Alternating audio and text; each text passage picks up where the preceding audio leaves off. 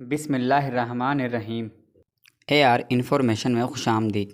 دوستوں، کسی بھی ملک کے سپر پاور اور طاقتور ہونے کا اندازہ اس بات سے لگایا جا سکتا ہے کہ دنیا کے سمندروں پر اس کا کتنا کنٹرول ہے۔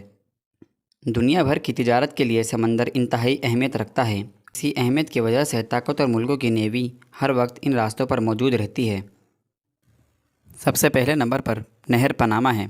یہ اس قدر اہمیت رکھتی ہے کہ اسے بنانے سے پہلے امریکہ کے مشرقی ساحل سے مغربی ساحل تک جانے کے لیے تقریباً 22,000 کلومیٹر راستہ طے کرنا پڑتا تھا، لیکن اس نہر کی تعمیر کے بعد یہ راستہ 9,500 کلومیٹر رہ گیا ہے، اور ٹائم اور فیول کی بچت اس کے علاوہ ہے۔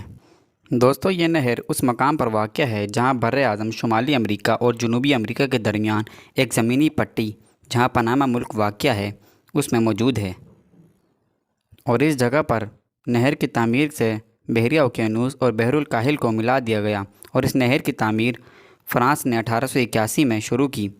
مشکل گزار تنگ راستوں، گہرے جنگلوں اور آبادی سے دور ہونے کی وجہ سے مختلف حادثات میں 22,000 لوگوں کی جانیں جانے کے بعد یہ کام بند کر دیا گیا، لیکن 1904 میں امریکہ نے اس کی تعمیر پھر سے شروع کی، اور مزید 5,000 لوگوں کی جانیں جانے کے بعد 10 سال کے عرصے میں 1914 میں اس نہر کو مکمل کر لیا گیا۔ دوستوں، اب اس نہر سے تقریباً 14,000 بحری جہاز سالانہ سفر کرتے ہیں۔ پاناما شہر اس نہر سے بہت سی آمدنی کماتا ہے۔ دوسرے نمبر پر بات کی جائے آبنائے ملاکا یا اسٹریٹ آف ملاکا، یہ ملائیشیا اور انڈونیشیا کے درمیان واقع ہے، اور ایک مقام پر سمندر کی چوڑائی تقریباً 3 کلومیٹر رہ جاتی ہے۔ دوستو، یہ اتنی اہم جگہ ہے کہ دنیا کی تجارت کا 25% اس راستے سے ہوتی ہے، اور عرب ممالک سے چین کو تیل کی سپلائی اسی راستے سے ہوتی ہے، اور اس کے متبادل کے لیے چین پاکستان میں دوسرا روٹ بنا رہا ہے۔ دوستو، تیسرے نمبر پر ابنائے ہرمز ہے۔ یہ ایران اور عمان کے درمیان واقع ہے، اور اس کی چوڑائی 55 کلومیٹر ہے، اور یہ خلیج فارس کو بحیرہ عرب سے ملاتا ہے، اور اسی راستے سے عرب ممالک اور ایران اپنا تیل بیچتے ہیں، اور یہاں سے دنیا کا 22% تیل سپلائی ہوتا ہے۔ ایران اس راستے کو کبھی بھی بند کرنے کی دھمکی دیتا ہے، جس کی وجہ سے امریکہ کے بحری جہاز یہاں پر ہر وقت کھڑے رہتے ہیں۔ چوتھے نمبر پر بات کی جائے تو اسٹریٹ آف باب المندب یا ابنائے باب المندب ہے۔ یہ یمن اور افریقی ملک جبوتی کے درمیان واقع ہے، اور اس کی چوڑائی کم سے کم 28 کلومیٹر ہے۔ یہ بحیرہ احمر کو بحیرہ عرب سے ملاتا ہے۔ یہ اہم بحری راستہ ہے۔ ایشیا سے یورپ جانے کے لیے یہ راستہ استعمال ہوتا ہے۔ اسی راستے پر سمندری قزاقوں کا خطرہ ہوتا ہے، اور اس کے علاوہ یمن کے حوثی باغیوں کا بھی خطرہ ہوتا ہے، جس کی وجہ سے یہاں پر 5 ملکوں کی فوجی اڈے قائم ہیں۔ ان میں امریکہ، فرانس، اٹلی، چین اور جاپان شامل ہے۔ اور 5ویں نمبر پر آبنائے باسفورس۔ یہ بحری راستہ استنبول کے شہر میں واقع ہے، اور یہ بحر اسود اور بحیرہ روم کو آپس میں ملاتا ہے۔ یہ راستہ روس کے لیے انتہائی اہمیت رکھتا ہے، کیوں نہ کہ روس اپنا تیل اور دوسری اشیاء دوسرے ملکوں کو اسی راستے سے سپلائی کرتا ہے۔ دوستوں، یہ راستہ ترکی میں ہونے کی وجہ سے ترکی کا اس پر کنٹرول ہوتا ہے، اور ترکی یہاں سے گزرنے والے بحری جہازوں سے ٹیکس وصول کرتا ہے۔ اور چھٹے نمبر پر آبنائے جبرالٹر ہے۔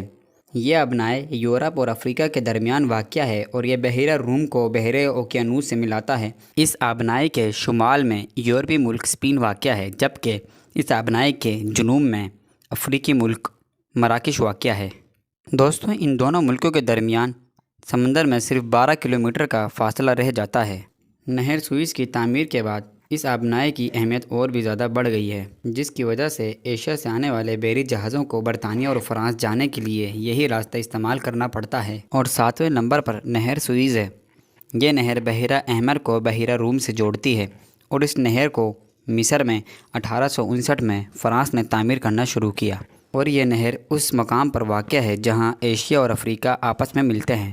اس نہر کو 10 سال کے عرصے میں تعمیر کیا گیا، اور یہ نہر برطانیہ اور فرانس کی ملکیت تھی، لیکن 1954 میں اس وقت کے مصری صدر جمال عبد الناصر نے اس نہر کو قبضہ کرنے کی کوشش کی، جس پر برطانیہ اور فرانس نے اسرائیل کے ساتھ مل کر مصر پر حملہ کر دیا، جس کے بعد اقوام متحدہ کی کوششوں سے اس مسئلے کو حل کر لیا گیا۔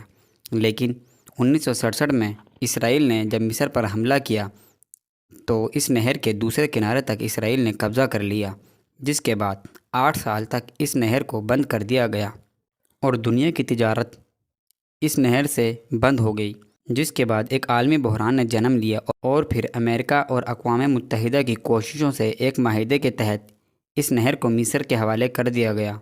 یہ نہر مصر کے لیے بہت اہمیت رکھتی ہے۔ مصر اس نہر سے سالانہ $8 ارب کماتا ہے اور اس راستے پر سمندری ٹریفک بہت زیادہ ہوتی ہے۔ دوستوں، یہ تھی ہماری آج کی ویڈیو۔ ہماری مزید آنے والی ویڈیو کے لیے ہمارے چینل کو لائک کریں، سبسکرائب کریں اور بیل کے آئیکن پر کلک کریں تاکہ ہماری آنے والی ویڈیو آپ کو مل سکیں۔ شکریہ۔